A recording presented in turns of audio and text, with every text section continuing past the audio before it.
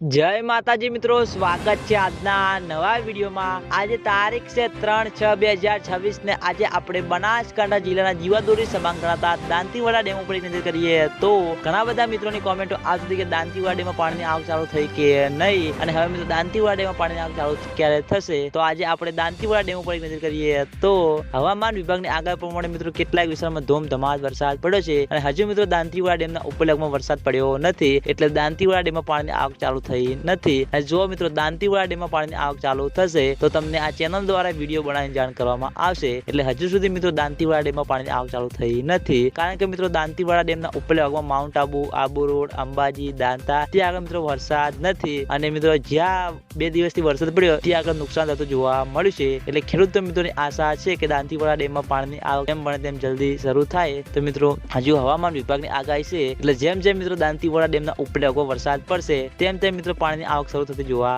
મળશે। એટલે તમે બધા અમારી ચેનલ ઉપર નવા હોય તો વિડીયોને લાઈક કરી દેજો, કોમેન્ટ કરી દેજો, અને ચેનલને સબસ્ક્રાઇબ પણ કરી દેજો, જેથી કરીને અમે Dantiwada dam, Sipu dam, Mukteshwar dam અને બનાસ નદીના તાજા અને લાઈવ સમાચાર લઈને આવીએ તો સૌથી પહેલા તમને ખબર પડી જાય। તો મિત્રો જય માતાજી।